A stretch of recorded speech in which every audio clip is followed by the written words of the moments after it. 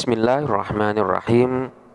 Pada pembahasan sebelumnya telah dibahas tentang status dan hukum dari isim nakiro ketika dia dimudhofkan kepada kalimat yang lainnya, di mana isim nakiro tersebut nantinya akan memiliki hukum dan status yang berbeda dari hukum aslinya.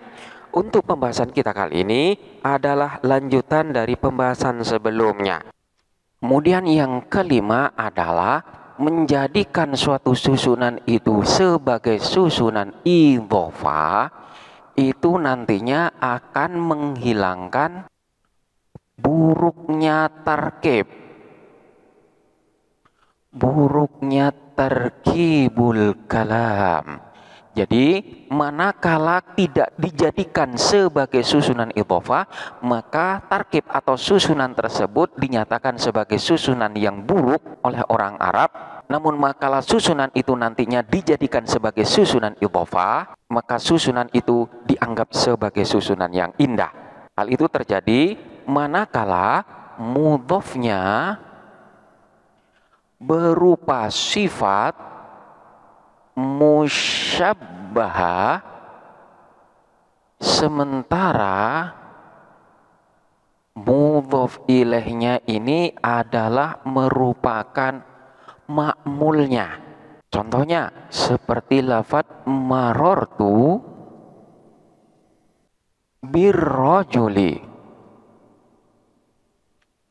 al-hasani al-wajhu. Di sini kita perhatikan lafaz al-wajhu. Ini bisa dibaca al-wajhu atau dibaca al-wajhi. Yang pertama, dibaca wajhu, yaitu menjadikan lafaz al-wajhu ini sebagai fa'il daripada lafaz al-hasan. Karena memang lafaz al-hasan adalah merupakan sifat musyabbahah yang dapat beramal sebagaimana kalimat fi'il. Dalam hal ini dia dapat memiliki fa'il. Jadi marortu lewat siapa saya, birrajuli bertemu dengan seorang laki-laki, al-hasani yang baik, al-wajhu apa wajahnya. Maka di sini lafaz al-hasan yang merupakan sifat daripada lafaz ar-rajul nantinya tidak memiliki dhamir yang kembali kepada lafaz ar-rajul, karena memang fa'il daripada lafaz al-hasan ini berupa isim dhahir, yaitu lafaz al-wajhu. Dan hal ini dianggap sebagai bacaan yang buruk oleh orang Arab. Karena yang baik menurut orang Arab, sifat musyabbahah itu nantinya akan mengandung dhamir, yang mana dhamir itu kembali kepada mausufnya. Sekalipun sudah benar di dalam kaidah, namun bacaan ini masih kurang baik menurut orang Arab. Kemudian yang nomor dua, lafaz al-wajhu ini dibaca nasab, yaitu marartu birrajuli al-hasani al-wajha. Ini juga dianggap sebagai bacaan yang kurang baik, karena lafaz al-hasan yang merupakan sifat musyabbahah ini adalah sifat yang lazim. Artinya lafaz al-hasan ini tidak membutuhkan kepada maf'ul. Manakala lafaz al-wajha ini dibaca nasab, otomatis lafaz ini dianggap sebagai maf'ul bih, dan ini dianggap sebagai bacaan yang kurang baik, karena lafaz al-hasan sendiri tidak butuh kepada maf'ul. Kemudian manakala lafaz al-wajhi ini dijadikan sebagai mudhof ilaihnya, yaitu dibaca dengan bacaan jer, ini dianggap sebagai bacaan yang baik oleh orang Arab, sehingga nantinya akan menjadi marartu birrajulil hasanil wajhi. Jadi menjadikan dua susunan ini sebagai susunan idhofah adalah merupakan tarkib yang baik dan menghilangkan buruknya susunan yang terjadi pada susunan yang ada. Kemudian yang keenam, ada kalanya mudhof itu nantinya akan mengandung makna dhorof. Hal itu terjadi manakala mudhof ilaihnya ini berupa dhorof, dengan syarat mudhofnya ini berupa kullun atau berupa ba'dun. Jadi mudhof itu nantinya akan memiliki makna dhorof manakala mudhof ilaihnya berupa dhorof, dengan syarat manakala mudhofnya ini berupa kullun atau berupa ba'dun. Kullun ini maknanya adalah keseluruhan atau setiap, lafaz ba'dun mengandung makna sebagian. Kita ambil contoh. seperti yang terdapat di dalam firman Allah. Tu'ti ukulaha kulla hinin biidni rabbiha. Tu'ti, memberikan apa itu pohon, ukulaha, kepada buah-buahnya, kulla hinin, pada setiap waktu, biidni rabbiha, dengan izin Tuhannya. Pohon itu memberi buahnya pada setiap waktu dengan izin Tuhannya. Di sini lafadz kullun mengandung makna dhorof karena memang dia dimudhofkan kepada lafadz yang berupa dhorof, di mana mudhofnya di sini adalah berupa lafadz kullun. Pada asalnya lafadz kullun ini bukan merupakan dhorof, namun karena memang dia dimudhofkan kepada dhorof, maka kullun ini memiliki makna sebagaimana dhorof, yaitu kullahinin, pada setiap waktu. Seolah-olah pada lafadz kullun ini mengandung makna huruf jerfi sebagaimana yang terjadi pada lafadz hinin yang merupakan dhorof. Kemudian yang ketujuh, mudhof itu nantinya akan memiliki hukum sebagai maf'ul mutlak. Karena memang mudhof ilaihnya itu berupa masdar. Jadi ketika mudhof yang bukan masdar itu dimudhofkan atau disandarkan kepada masdar, nantinya dalam susunan kalimat mudhof yang bukan masdar itu akan memiliki hukum sebagai maf'ul mutlak sebagaimana yang seharusnya dimiliki oleh mudhof ilaih yang berupa masdar. Kita ambil contoh sebagaimana yang terdapat di dalam Al-Qur'an. Wa saya'lamu alladzina zalamu ayya munqalabin yang qalibun. Wa saya'lamu alladzina zalamu ayya munqalabin yang qalibun. Wa saya'lamu, dan akan mengetahui, alladzina, siapa orang-orang, zalamu, yang berbuat zalim, siapa alladzina, ayyamun qalabin, kepada tempat yang manakah, yang qalibun, akan kembali siapa mereka. Di sini kita perhatikan lafadz ayyamun qalabin. Ayya ini adalah mudhof dan munqalabin ini adalah mudhof ilaih. Ayat sendiri bukanlah merupakan masdar, sehingga dia tidak dapat dijadikan sebagai maf'ul mutlak. Namun, karena lafadz ayyan di sini dimudhofkan kepada masdar yang seharusnya berkedudukan sebagai maf'ul mutlak, maka lafadz ayyan ini sebagai mudhof dapat berfungsi sebagai maf'ul mutlak. Jadi pada asalnya adalah yang qalibuna munqalaban, di mana lafadz munqalab ini adalah merupakan masdar mim yang kedudukannya sebagai maf'ul mutlak. Kemudian dimasukin dengan ayyan, maka akan menjadi ayyamun qalabin. Dengan demikian, kedudukan maf'ul mutlak ini akan berpindah kepada mudhofnya, yaitu yang berupa lafadz ayyan. Maka jadilah lafadz ayyan ini sebagai maf'ul mutlak, sementara munqalabin yang nantinya akan dibaca jer sebagai mudhof ilaihnya.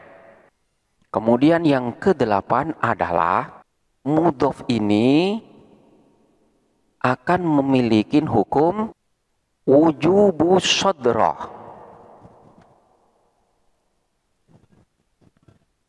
yaitu wajibnya dia berada di awal kalam. Hal ini terjadi manakala mudhof ilaih berupa lafadz di mana lafadz ini memang posisinya harus berada di sodrul kalam. Maka hukum daripada mudhof ilaih itu nanti akan berpindah kepada mudhof. Seperti isim istifham,